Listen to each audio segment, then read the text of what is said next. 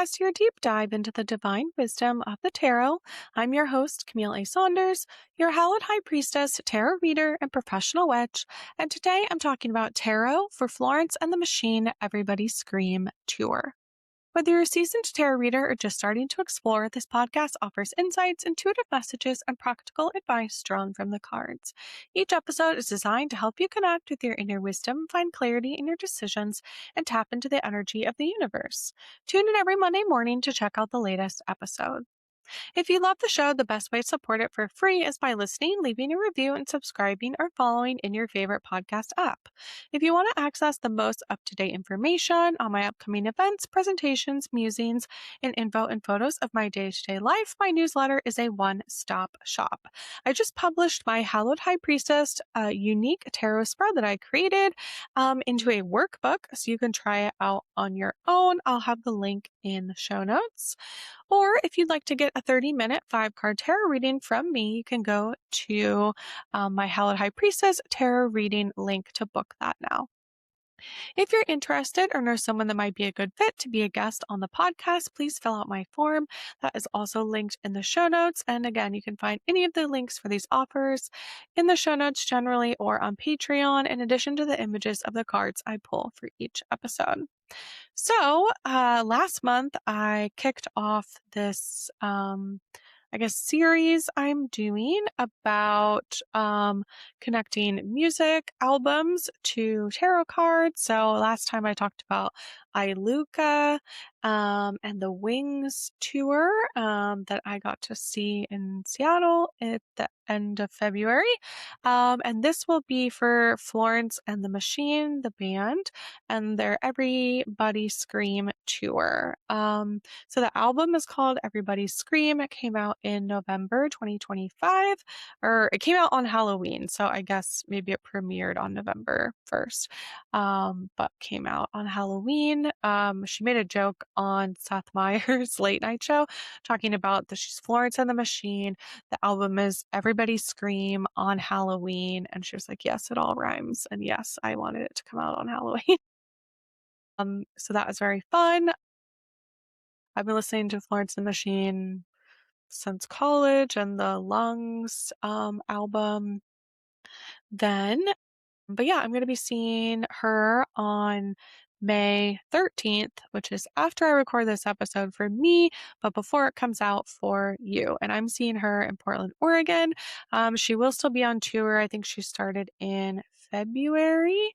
I'm going to pull up her schedule right now. So yeah, in May, she will be in the US still, in Texas, Arizona, Seattle, Portland, San Francisco, LA, and then she heads international, going to Ireland, Italy, Spain, Portugal, Greece, Finland. So throughout the rest of the summer, ending in the UK in August. And I believe she started in February, so she's been going for a while. Yeah, what else? So I'll have the link to her website, which is just florenceandthemachine.net. So the artist's name in particular is Florence Welch.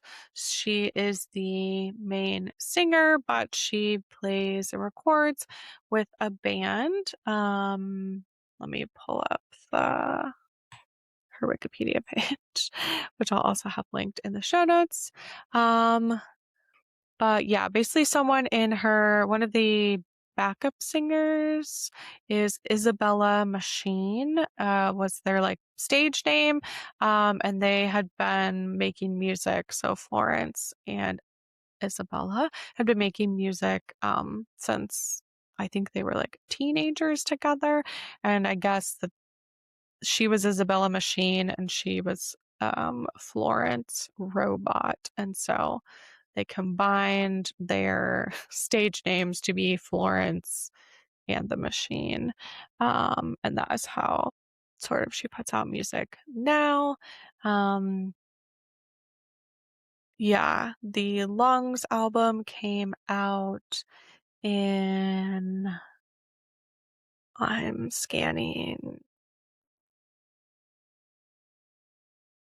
2009. Yeah, so that was the one I heard. Um, Originally, I got to see Florence, I believe in like it would have been when she had put out probably the How Big, How Blue, How Beautiful album, which came out in 2015. Um, I saw her at the then called Key Arena in Seattle.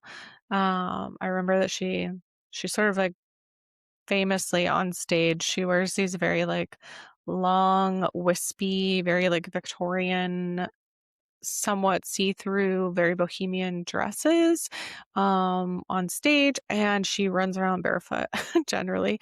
And in Key Arena, before it was Climate Pledge Arena, there used to be this like, I don't know, 4-foot concrete wall that went around like the bottom part of the seating before you would get to like what would be on the floor. And she like ran around on that like, I don't know, 6-inch wide concrete wall. I remember. I just remember being like, wow, this is an experience. But I love her music. She has a very unique and incredible voice. She's technically a contralto, which is a classical female singing voice whose vocal range is the lowest of their voice type. So for men, when they have this, it's called a countertenor. For women, it's called a contralto in Italian, or sometimes known as alto. So you have like soprano, which would be like the highest voice singing. You have mezzo soprano, which is like middle soprano basically, and then you have contralto. Um, and so that is like an aspect of her unique voice. Um, and then, yeah, she has backup singers as well, or yeah, I think that would be what they are called.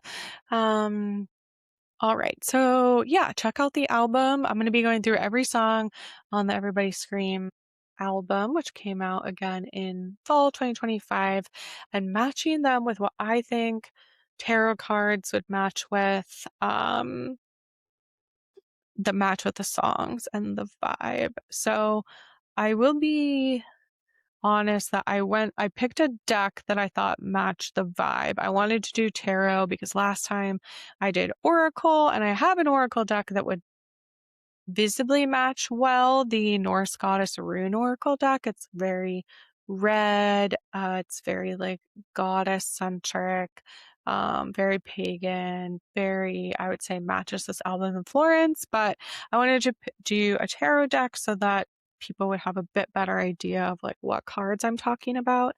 Um, and she's a more well-known artist. So I'm doing this from the Sacerabito Tarot deck by Sasia Burrington. And this is my first deck that I got. I'll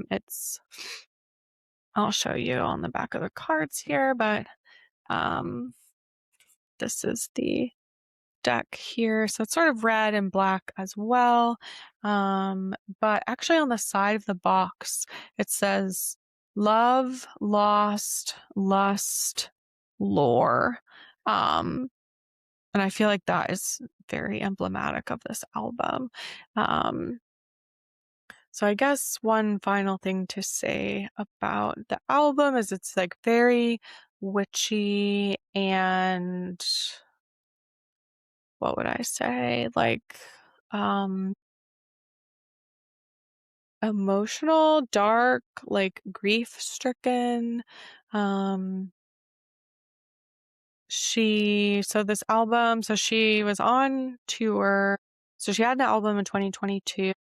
She was on tour, and she actually like had something happen to her, and she had to she had to cancel some shows and like undergo emergency surgery while that was happening. And that is kind of like a lot of what this album is about, is like that journey, like basically almost dying, um, and her figuring things out afterwards. I'm trying to find where it says what happened to her.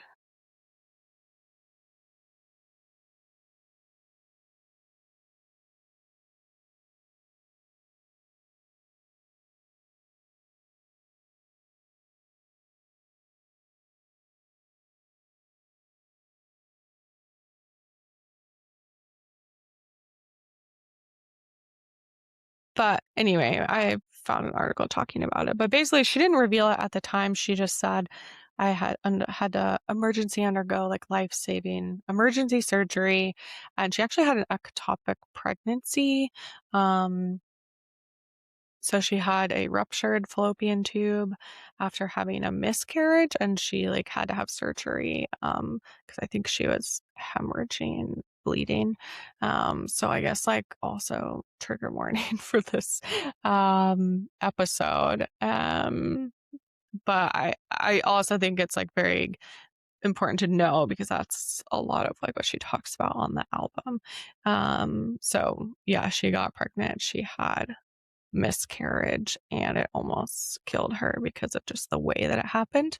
Um, and so she canceled some shows at the time and kind of didn't tell people about exactly what was going on. And then later talked about it. And like an ectopic pregnancy is where like the egg implants itself outside of the womb and it can be very dangerous.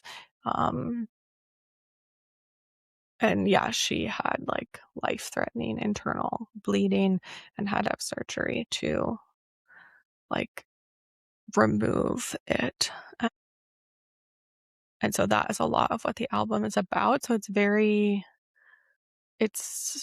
I mean it's called Everybody Scream. Like there's definitely a an aspect of it that sounds like what that is, where I would say it's about like her again this sort of like she even says, I think at one point that like this thing that created life, like almost also like almost killed me. Um, and this album is her kind of like working through that or coming back from it. I have some quotes from the song lyrics at different points as I go through each card and each song. But let's just start with the first one. So the first song is called Everybody Scream. So it's the name of the album, also the name of the first song. And so yeah, oh, what I was gonna say earlier was that I actually like sat and pulled tarot cards first, and I pulled a lot. I pulled more than there are songs. And then I sort of was like, oh, I think these match to some of the songs. So some of the songs I have two cards for, but most of them only one. I have them all laid out next to me. But yeah, so Everybody Screams. She has a music video for this one. So if you, again, want to get more of the vibe, you can watch that. But it's basically very like, I would say like 1950s, like female hysteria, like, or even kind of like Salem witch trials vibes of like women screaming, looking like they're sort of being possessed. So for this one, I picked the Empress Reversed and the Knight of Swords. So for the Empress Reversed, I just really thought of this because there's sort of this, like, I think of it as like, it's like mothering inverted. So the Empress is like all about fertility and, on this particular iteration of the card, it's like floral, very spring, very like we're having all these wonderful things happen. And then also, right, in how she talks about this album, like this mothering was like inverted into this like screaming into the void, into this thing that like almost killed her. And really she talks about in one of the songs that there was like a before and an after, and now she's in the after. And so that's sort of why I picked that card. I also thought the Knight of Swords was here because she has this sort of like tactful, like, or blunt, like some of the lyrics are, or just that she really wants to like take action, right? It's like, okay, this thing happened to me. I made it through it, but now I'm like dealing with, I like physically made it through, but now I'm kind of like emotionally, mentally dealing with like what all happened and the grief of all of it. And now I'm trying to think about like, what do I do with that grief? And a lot of art is created. I mean, I would say all art is created like with emotion. And that can come also from quote unquote negative emotions or grief. Um, and so I think that that's a lot of like what this album is playing with is sort of the idea of like, what does it mean to be a woman, to have this like ability to create or destroy life, to have your own life, or in the balance to have. She even has a song that says you can have it all, where she plays with this idea of like, what does it mean to have it all, and like what do we even say when we mean that? And of course it really only gets applied to women, so I think there's just a lot of themes with that with the album. But she has this sort of approach in that song of like, right, screaming is cathartic in a lot of ways, like in the same way that crying, it's like a physical thing that helps release or process emotion. And the music video has a lot of screaming in it. I mean, you don't hear the screaming, but she actually has like a playlist on her YouTube channel.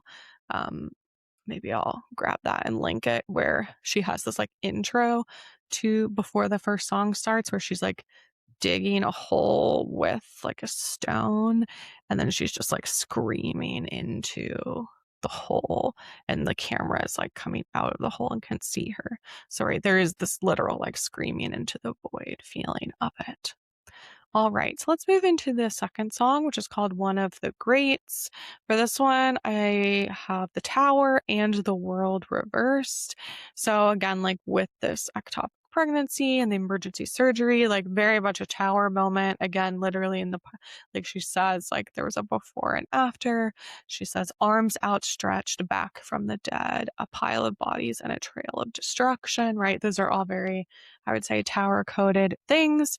And this sort of, so it almost, I would say, like the title One of the Greats sounds like, oh, like that's a, that's a good thing, like we should want to be one of the greats um in this way. And she's definitely sort of in the, she has a music video for this one as well. She's sort of in a very like man spreading pose. She's in the back of like a fancy car. I think she's, I was gonna say she's like smoking, but maybe not. She's just sort of like looking out and then like singing the words in that. But it's also very much about like, so the world reverse, right? She had this world turned upside down. That was like really what came to mind when I saw that card, was like, oh yeah, that's a lot of what happened.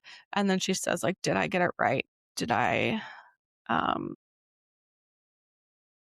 win the prize? She also talks about saying too feminine to function, where it's like, oh, these traits that are upheld when it comes to like beauty or like the things that we want from women, but then if you actually do them, or like you try to follow the script of what you're supposed to do, even then your world can get turned upside down, right?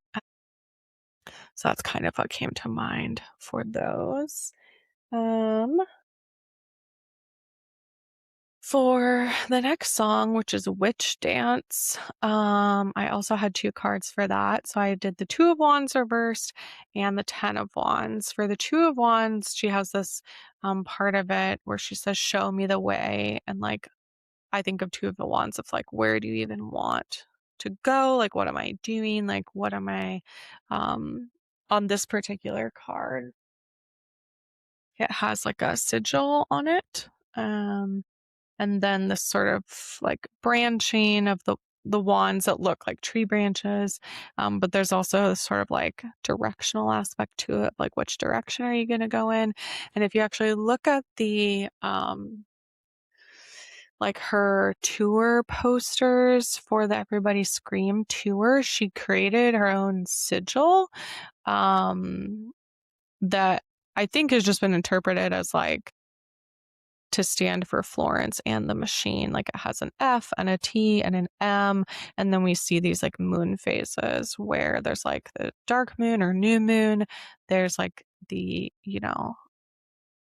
waxing, then we have full, and then we have waning moon that goes like around the outside of it.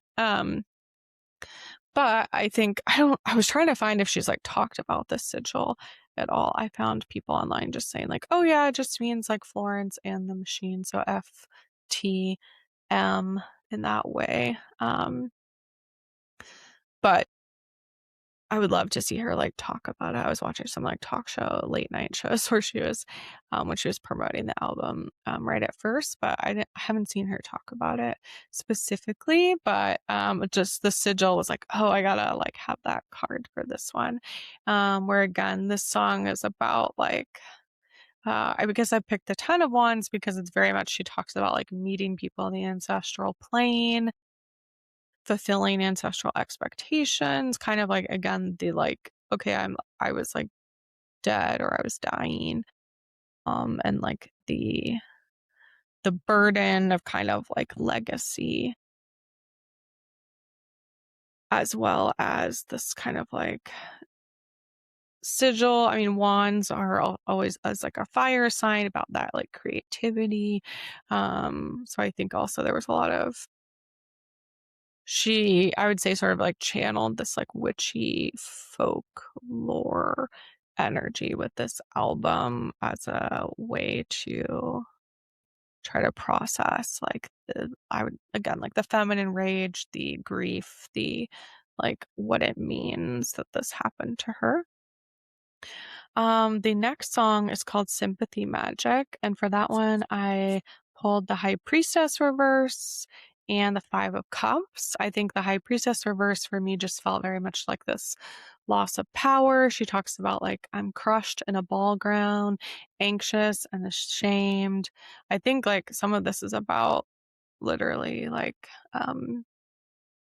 when it happened to her, because I think anyway, she was like on tour. I don't know if she was like on stage when she like had this, but she has all these images for the album, of her again in these sort of like outfits that she would wear on tour, and she has her dress like hiked up, or like there's imagery of kind of like whenever you have any sort of like gynecological examinations done, where they're just like having you not have pants on, pull things up. Like that's very much what I get from these images. It's like, oh, you were in a ball gown, she says, anxious and ashamed, just in this stance of like, it doesn't feel good. I don't know what happened. I no longer try to be good. It didn't keep me safe like you told me that it would. And I feel like that's such a, like, women are told, girls are told that like, if you just do these things, you'll be safe in the world. This will happen to you. This will be good, quote unquote. And I think, especially on her sort of like late night, like promoting the album tour, she's like, yeah, I just like lost the ability to care about like being good in that way because I almost died, and I just like I'm here now and I'm trying to figure out what that looks like. So when I think of the High Priestess, right, upright, we have like intuition. We have this very like, it's usually like the witch, also. So I think with the reversal, I think she's like been on this journey to accepting her like witchy self and understanding that more. It sounds like she literally like did research on,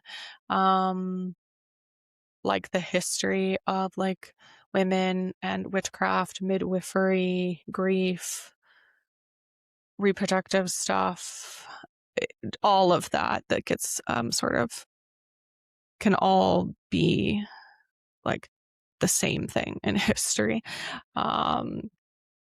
And that was really important to her. And I think also about like needing to listen to the inner voice, right? Not trusting what other people say about what's going to work or what isn't, but listening to yourself. And then with the Five of Cups, I mean, cups are super emotional cards. I have like some other cups cards coming up. This one in particular, like on this iteration of the card, it's like a person with long hair. You can't even see their face. Their hair is just like in their eyes or like covering them.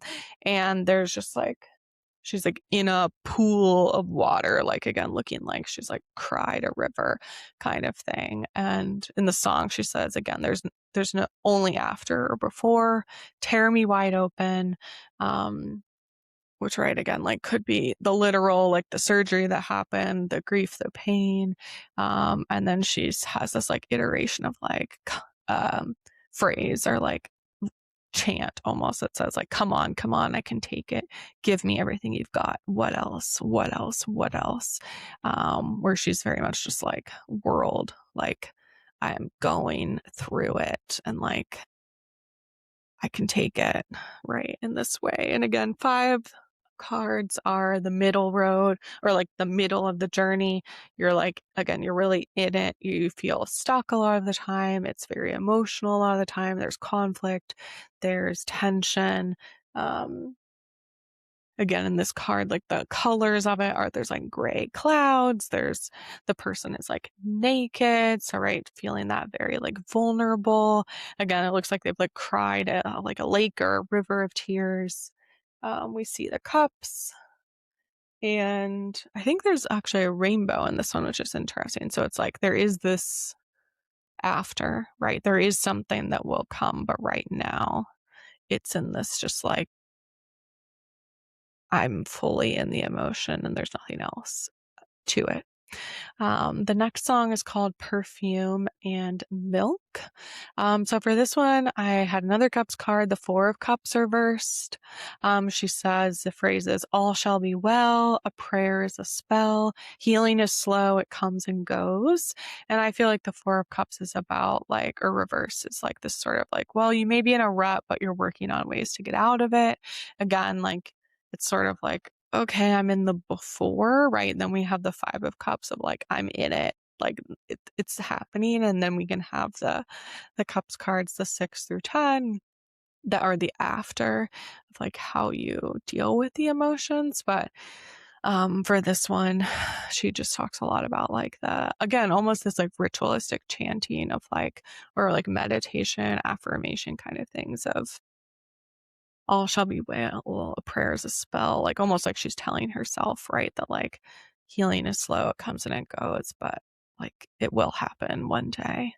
Um, the next song is called Buckle, and we kind of like take a shift here where she starts talking about like a toxic relationship, I would say. And for this one, I have the 4 of Pentacles. So there's this like stubbornness and clinging, right? With this card, Pentacles are kind of like the material world, finances. In the card itself, in this iteration of it in this deck, it's like a person holding on, like literally they look like they're trying to like hold on to like all the pentacles and their arms are full, right? It's like it'd be very hard to hold on to 4 things at once. But with this song, she kind of just says like, oh baby, I just buckle. I can't take it anymore. She says, because I'm stupid and I'm damaged and you're a disaster, because I know it won't work, but make it ache, make it hurt. Where again, she's kind of in this, like she says, I buckle, like I could stand up to you or my right or like for myself, but instead I like give in. I buckle. And so she kind of says the like, I'm the buckle on your belt, of like, I'm still in this relationship, even though it's like not doing anything good for me. But when I try to like set boundaries, I can't take it anymore. I just buckle. And that she has these like negative ideas of herself, like I'm stupid, I'm damaged, and you're a disaster. And that she knows it won't work. But there is this level of like, but I'm still holding on, like almost like I don't really know why, but I'm just like doing it to do it, or because I don't know what else to do. The next song is Kraken.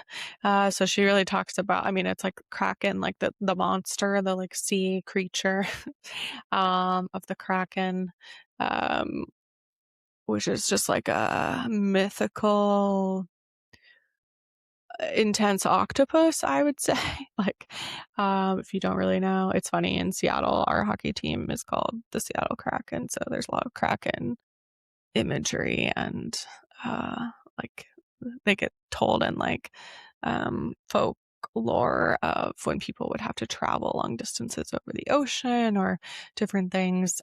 For this one, I use the Justice card because she talks about like, I think she's sort of saying like, I'm the monster, like you made me into this monster, like I'm the Kraken and like I'm gonna take you down. She says there's nothing you can do. Some things it seems are catching up with you. Do you see me now? And I feel like she very much is saying like, you're toxic and like karma is catching up to you and like now you made me into this monster of the Kraken. She even talks about like the one eye of the Kraken, that like the red eye or whatever it is that's like that you're gonna see and then you're gonna know that I'm coming for you. um so this is sort of more like a I'm taking back my power, or like again, there's like justice coming, or this level of like karma.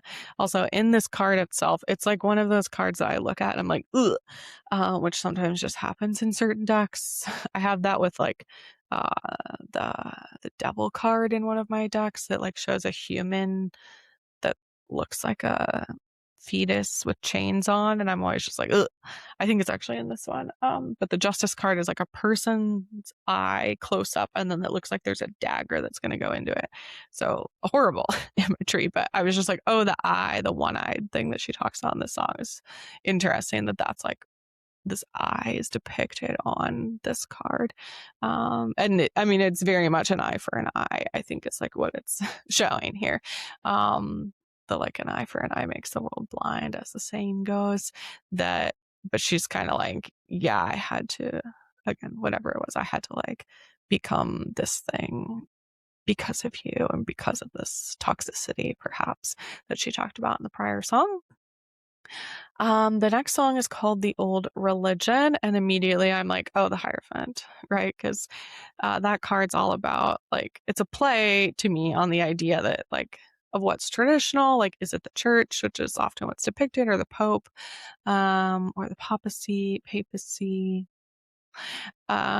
or is it the pagan practices? And I feel like that's, like, what she's playing with in this song is, like, I think she's actually talking about, like, pagan occult, like the folklore. She later in another song she talks about um like fairies and like the um what's the what am I trying to think of?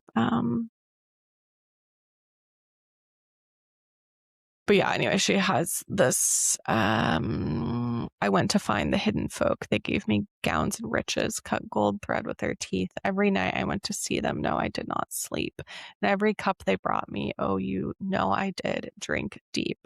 Where I feel like that is kind of about her, like in this song or with this album, like doing research about pagan traditions or witchcraft or witches, or kind of the historical like taking down of women by the church, or making pagan practices and putting a nice coat of paint on them and turning them into Catholicism or Christianity practices. So I just thought that like these sort of like traditional uh depiction of the Hierophant card is sort of interesting with this idea of the old religion. Because again, I think she's talking about like paganism and things outside of the sort of Christian church. Um, but she doesn't necessarily specify. It just kind of sounds like she's investigating and talking about the old religion. And the next song, which is where I was reading those drink deep lyrics from about the hidden folk, she talks about kind of like fairies and a lot of the lore around fairies or the hidden folk, which are often associated with like Ireland. Um,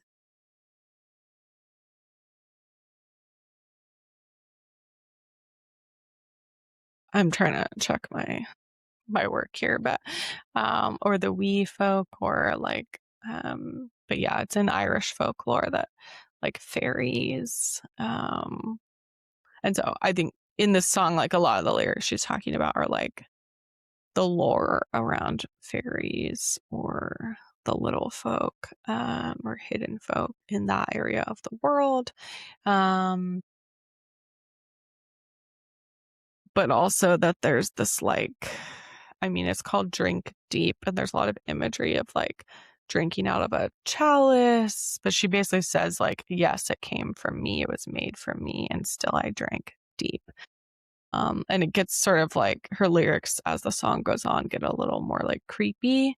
It says, my eyes began to hollow, my skin began to fade. What I thought was a night was 1,000 years. What I thought was a sip was 1,000 tears. But still they said, drink deep. But the thread they had spun was a woman's hair, and the gowns stitched from her tenderest flesh. And the cup that they brought up to my lips, I realized I drank of myself. As I'm reading this right now, I'm like, oh, is this about like her creation of music, about like her grief? It's just kind of interesting that like I think a lot of musicians talk about that, right, that their emotional situations, heartbreak, things that they go through fuel their music. And I think sometimes there's the idea of like, oh, if you're happy, then your music isn't good, that or that it doesn't make for the hit albums or things like that. And I feel like, oh, maybe this is like kind of about that as I read these lyrics right now. Earlier when I was going through it, I was like watching her YouTube channel that has a lot of her new album, like some of the music videos or the visualizers where it like shows the lyrics or it has like a moving image. And for this one, I picked the Three of Pentacles actually because her visualizer shows the triple moon. So the like, again, the like waxing, full, waning moon that's associated with Hecate, or again, sort of witchcraft in general, the like triple goddess. And I thought of this as just kind of like working together with witchy practices. Again, right? Everything is the lyrics in the song is sort of this like things that look good on the outside, but that maybe are like draining you on the inside. That's not how I feel about witchcraft things, but she talks a lot about like folklore and how, um, and like what she's learned about it, I would say. So that's kind of what came up for me earlier. I don't totally know. Maybe there's a better card that fits with this. I was trying to think like we could have like the temperance card where again we have this like chalice where you're like drinking from it. That's sometimes depicted with temperance, but I couldn't quite match that to the lyrics after. The 10th song of the album is called Music by Men, and for this one I picked the Ten of Swords reversed. I didn't write down why I picked it, but she kind of, I would say, sort of like disparagingly talks about the like,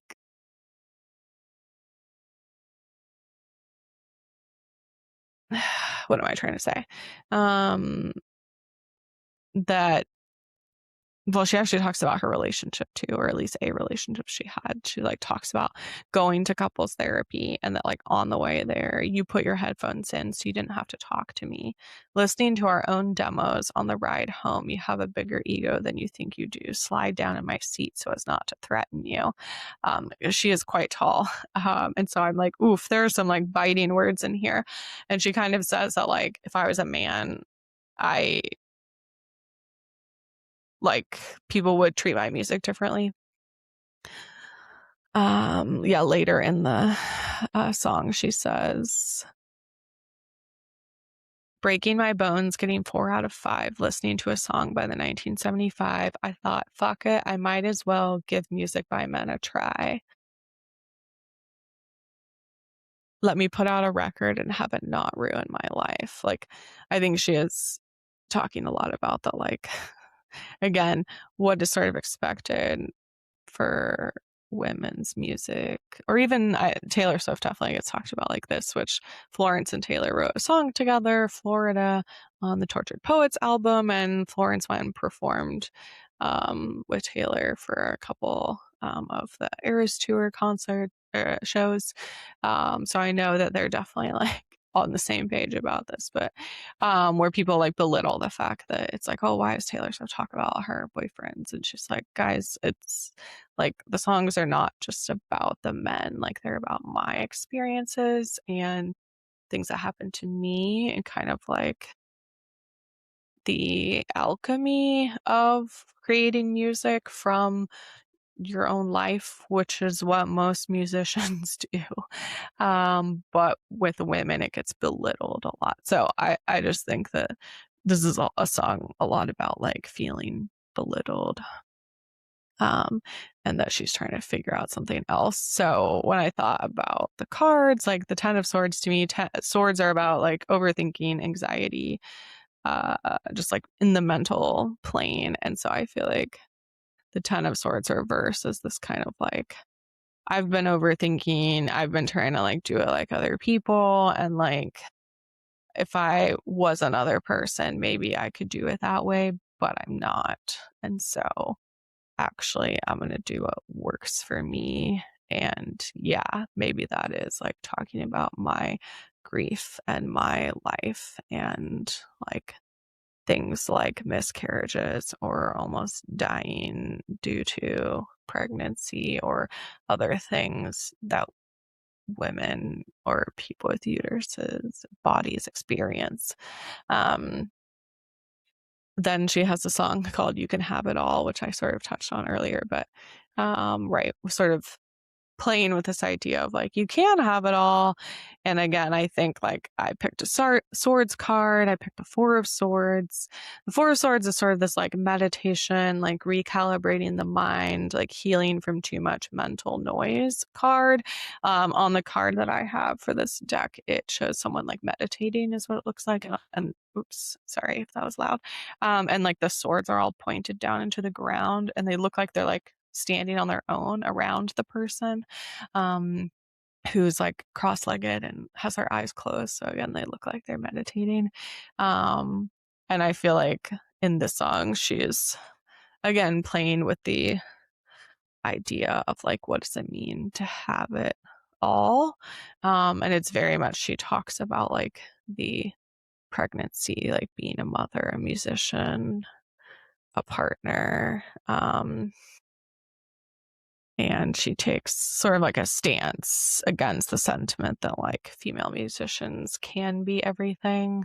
When I was looking online about this, and people were talking about an earlier song that she made on another album, King. Um, and I guess when she was talking about um, that song, she was saying like in England and America, one constantly hears women can have everything: career, family, success. I find this sentence absurd and unfair. In music, there is no parental leave, no support. When you have a child, you have to take yourself out of the profession. That you can have it all as a performance myth that burns us out, and you can have it all is my angry answer to that. And again, like it's definitely playing with this idea. And some people are like, oh yeah, she's saying that this is like a fuck you to that phrase. Because actually it just builds up this idea that like you can do literally everything. And like by saying that, usually we mean like you should, or that like we aren't acknowledging that there are sacrifices that will have to be made, and that women do sacrifice more and like have to think about it differently than what we expect from men. So I feel like in this song, she's sort of like, yeah, saying what she believes about this, which is like this sort of silly idea that you can have it all. Like she's sort of telling herself like that's not real, and that trying to have that like women feel stretched so thin and exhausted and guilty. And um yeah, and I wonder if even again, I have no idea if she's talked about this at all and it was like an emergency surgery, but I can imagine that people have had unhelpful things to say about her ectopic pregnancy and miscarriage and surgery and don't you want to be a mother, like all these different things. I'm like, I can just imagine. So, and I think like by pairing these songs together towards the end of the album. I think like these are like clear messages she's sending. The last song is called And Love. And for this one, I had the King of Swords. And I wasn't totally sure like what about that card was like matching with this for me. But basically, she talks about that love isn't what we sometimes depict in like romance, or that it's this grand gestures and sweeping you off your feet and dramatic circumstances, but that actually like love and care and trust and honesty and love is a calming force and like helps you pull yourself together and like understand yourself better and heal, and like it feels easy is what I want to say. And I think that's very interesting, especially because she has the song earlier talking about like toxic relationship or going to couples therapy with someone, of like clearly trying to work on a relationship or like trying to set boundaries and then feeling like I'm silly because I can't, and this is what am I even doing in this relationship? Like you're a disaster, like she talks about in Buckle. And then I feel like by ending with this and love, she's like, no, okay, like this is what it's like. Almost like now I know that, and now I can kind of like stand on my own. I can be my own king, which she has a song about as well, of like my universe and what's important to me, and that it doesn't have to feel like this like tension and drama and things that again we do definitely depict in like unhelpfully, in my opinion, especially as a marriage and family therapist, in a lot of romance books, movies, rom-coms, Disney movies, all of that. It's rarely like an easy, calm, non-stressful relationship that gets depicted. Um, it's different than that. Yeah, so again, highly recommend the album. Really enjoy it. I'm very excited to go to the concert next week. I'll have my references in the show notes. Check out the music. And yeah, this was the Sasser Bito tarot deck by Stasia Burrington that I used. I'll have the images over on Patreon where you can check them out. For all the cards that I talked about today. And then I pulled a card to see what the cards have to say today, per this episode. And I pulled it from the Norse Goddess Rune Oracle that I talked about earlier, that I feel like is a good vibe, like a good vibe fit for this album, but it just didn't feel, anyway, I didn't want to use it earlier for the other purpose. So I pulled Pervo Merkstock, number 22, the goddess Vor. And this again is like a Norse goddess deck. It's an oracle deck. So it says, I am Vor, goddess of awareness. I am the careful one, wary of unfairness. I see hidden truths where risks are unwise. May Pervo Merkstoff help you uncover lies. So Pervo in this deck is like a reversal. It's built into the deck, so it's not like it's a reversal of this card. It's a reversal of a different card. So it says, Vor is about secrets, hidden truths, and risks. The goddesses whose name means the careful one, goddess of wisdom, the inquiring mind who takes nothing at face value, and goddess of awareness who can uncover the hidden truths lying within. She is a cautious goddess, the untrusting one who carefully judges people on their actions, not just their words. She is careful and aware, uncovering deception at every step and never falling prey to gullibility. She checks and double checks before making crucial decisions and acts with caution, knowing that actions speak louder than words.